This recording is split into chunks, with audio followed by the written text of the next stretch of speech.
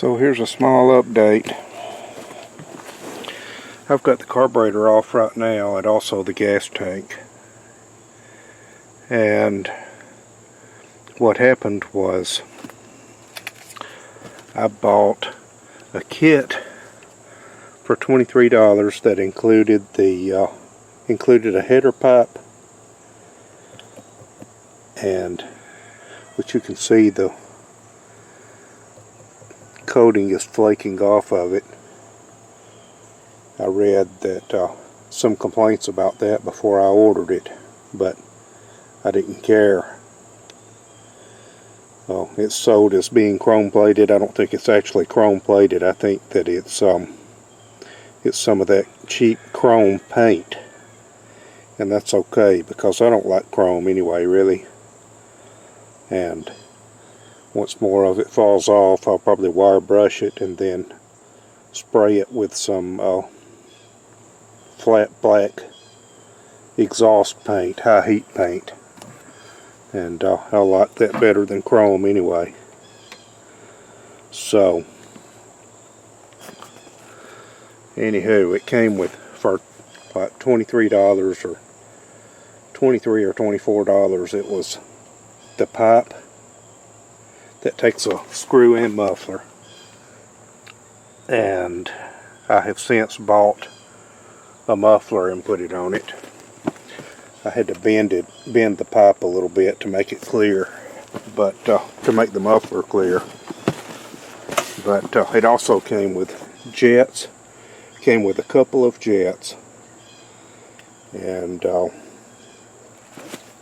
what I did, I unshrouded. I left this part off. That's the breather cover, and here's the actual breather, and I cut most of the base of it away, and the filter still seals to that spout. And you know, it's got a low restriction filter from the factory, and according to videos I've seen, the 212 Predator does not have that. But anyway, this pipe came with a couple of richer jets, a number 85 and a number 90. So I put the smaller of the two, the number 85, in it, and it was way too rich, even with the open pipe with no muffler on it. It was way too rich. Ran okay on the bottom end, but completely lost it on the top end. So that's not going to work. And it came with a number 72 jet, and completely factory. It was, you know, I pulled the plug out and looked at it after running it, and it was fast. You know, I told you what it would do before, and I didn't actually check the acceleration, but it accelerated hard. It would pull the front wheel off the ground, and it would do about 43 miles per hour, 42 or 43, maybe 44 on flat ground. And that was really good. I mean, it wouldn't do that before. See, it had a right here, it had a screw with a spring on it to hold the adjustment. And see how that works. See, that was a throttle limiter spring. I mean, throttle limiter screw, throttle stop. And I took that off completely. And according to a video I've seen, it'll do something like 5,000 RPM, or maybe even a little more, just with that, even with the governor still working. So that's one thing. And as I was saying though, with the filter unshrouded, and that screw out, removed, and otherwise completely stock. It was running a little bit lean. Not super lean, but just a little lean, which is to be expected for a brand new factory engine. And so, anyway, I wanted to jet it up a little bit, but the number 85 jet was way too rich. I didn't even try the number 90, because just by looking at it, you can tell that the hole in the number 90 is larger, as it's supposed to be. So that would have made it even richer. I pulled the plug and looked at that, and the plug was black.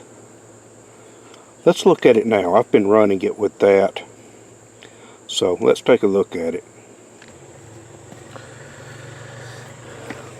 So I've got the plug loose.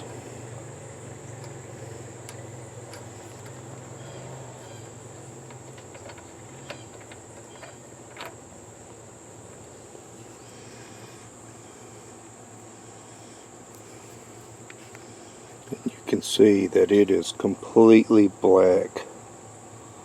So,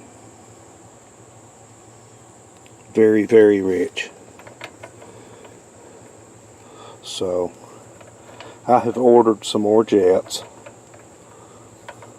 of about 4 different sizes, because they're $2 each.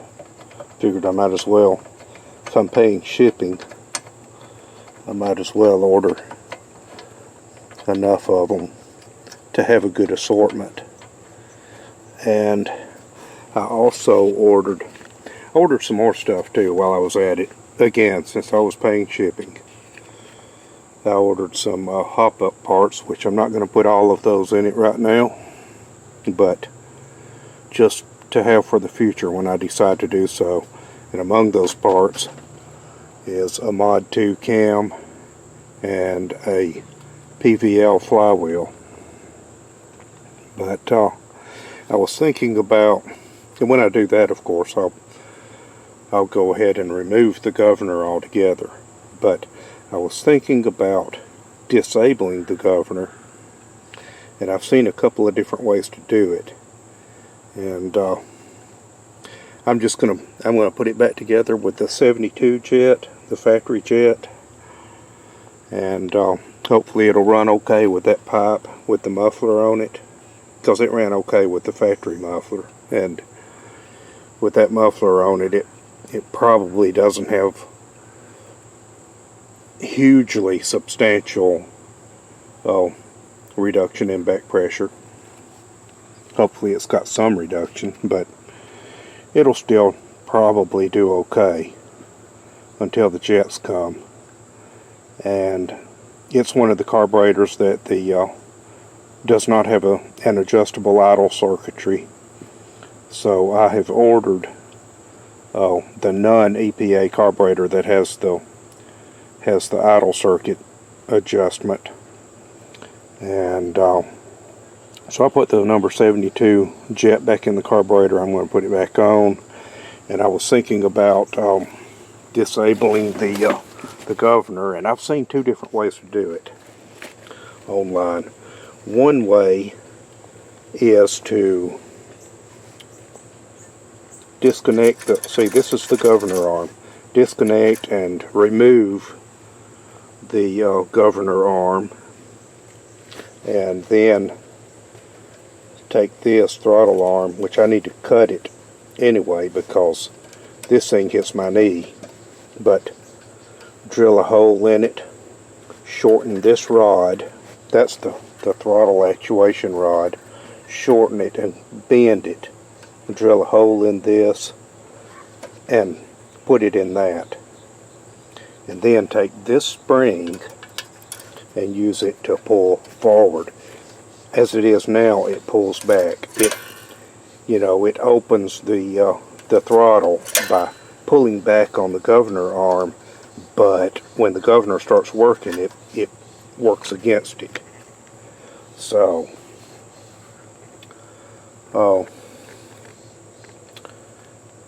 anyway, so that's one way. So take that arm off, like I said, use this as a throttle return spring. Drill a hole in this and use this to directly actuate the throttle. The other way is to remove all of this stuff, all of this bracketry.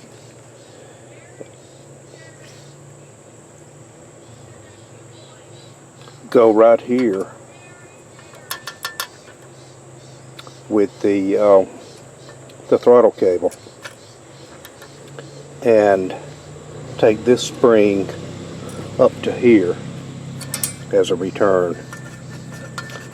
And theoretically then, well, actually not just theoretically, because the throttle cable would be connected directly to this, so the governor would not be able to overcome that. And the advantage of that is it leaves this rod in its stock location and unmodified. So that's kind of a good thing. But the other thing, the third thing, Black 66 does this. And he just takes and runs a zip tie through this spring, zips it closed so it's no longer a spring, it's just a solid rod basically, and that has the same effect. When the throttle moves here, it's going to pull the arm regardless of whether it wants to pull. Now that's the easiest way to do it. You don't have to remove anything, you don't have to mod anything. All you got to do is disable that spring by putting a zip tie through it. That's ingenious. So that's what I'm going to do, I believe. I know it is. That's what I'm going to do because it's the easiest thing to do. And later on I'll probably eventually put a slide carburetor on it, which I have some slide carburetors. I just need to get the manifold, but I'm going to use the stock style carburetor for a while, and like I said, I've got the old adjustable kind coming, and so I'll rejet it and use it, and we'll see how it does. But for right now, I'm going to put it back together with the stock jet with this zip tied and just get it going again.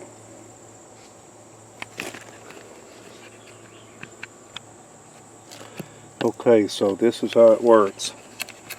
I had a zip tie already out here, so I went ahead and popped it on there.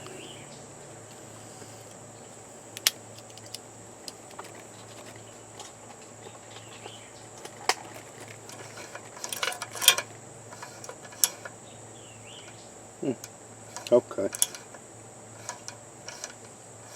It still works as a spring a little bit, but it's limited. Anyway, that should be good enough. Okay, so here's what I did. I put it back together with the number 72 jet in it, which by the way stands for 0.72 millimeter, which is approximately 0.028 inch. That's the size of the aperture in the jet, and that's the stock jet that came in it, and I put it back in with, as you can see, the unshrouded filter and the pipe with the muffler on it, which there's a good chance that that's not really very much different back pressure than the original muffler that was on it, but I don't know. And by the way, I did connect up the handlebar kill switch, and it works. So that was both convenience and safety. And I cut the end off of that lever so it's not bumping into my knee. I added a throttle return spring, which you can see the piece of wire I used to connect this end of it. Actually, you can see the spring too. And I just put it on the arm, the governor arm, and because I have the spring zip tied, it seems to bypass the governor, but I'm not sure. But I took it for a ride and it felt substantially the same as it did stock, or I should say stock, with the exclusion of the throttle stop screw. Man, with the throttle stop screw, it probably wouldn't even do 20 miles per hour. But once I took that off, it made it a lot faster. And what I told you before, good acceleration and 40 plus miles per hour top speed. That was just with the filter not as unshrouded as it is now. So I still had the base plate. It was complete. That was before I cut it down. But just, you know, without the throttle stop screw. So anyway, I took it for a ride and it felt substantially the same. And it no longer had the problem it did on top end with the bigger jet in it. And I'm sure it is at least as lean as it was then. But it may be more lean than that, because hopefully it flowed a little bit better, but didn't feel like it made any more power, which stands to reason since it's the same jet and it'll need more fuel to make more power. So when the jets come in, I'll be doing some more tuning on it and see how fast I can make it. But let's go ahead and take it for a ride and see how it does now as far as top speed and acceleration. Now, as far as the acceleration, we'll just have to look at how it does and decide what metric we're going to use. And the app that I'm using unfortunately does not include 0 to 30. It does 0 to 20 and 0 to 40 and several other different metrics, but because it doesn't do 0 to 30, I won't be able to compare it directly to Black 66, but that's okay. We might come up with a better metric anyway. So let's go ride it, see how it does, and we'll choose a metric for how to measure the acceleration.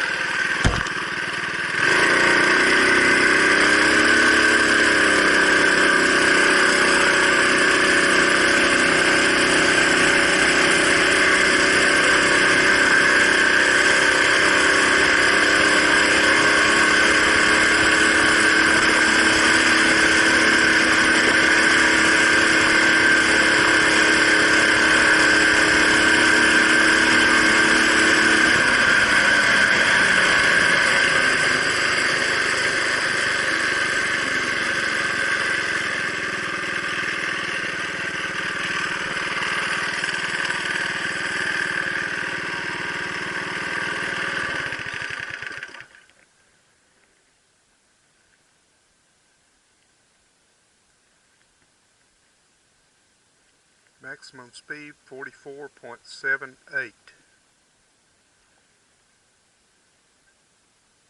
Distance just under 1/3 of a mile. 60 foot time 7.52 at 23.26 miles per hour. 330 foot time, 14.533 at 37.13. Eighth of a mile, 19.519 seconds at 42.64 miles per hour. That's a good way to test it. Eighth of a mile. Okay, 0 to 20, 7.523.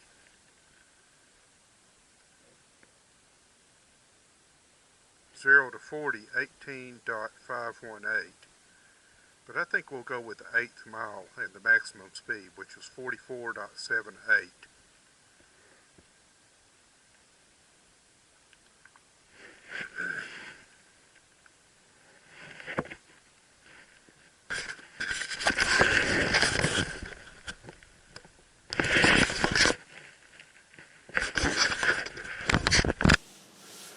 So looking at the various performance metrics that my app provides, I've settled on 1/8 mile times.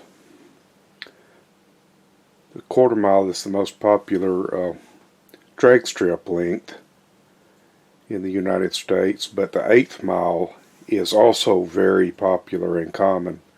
So that means that it'll make it easy to compare the performance to other motor vehicles. Not only, runs that I do myself, but I can actually find stuff listed for various vehicles online. So we're going to go with that. 8th of a mile works well. And this particular run did the 8th mile in 19.519 seconds at 42.64 miles per hour, and the maximum speed was 44.78 miles per hour, which was not within the 8th mile. So I didn't quite reach top speed in the 8th mile, but I came really close to it. So anyway, let's do some more modifications and see what happens. Thanks for watching.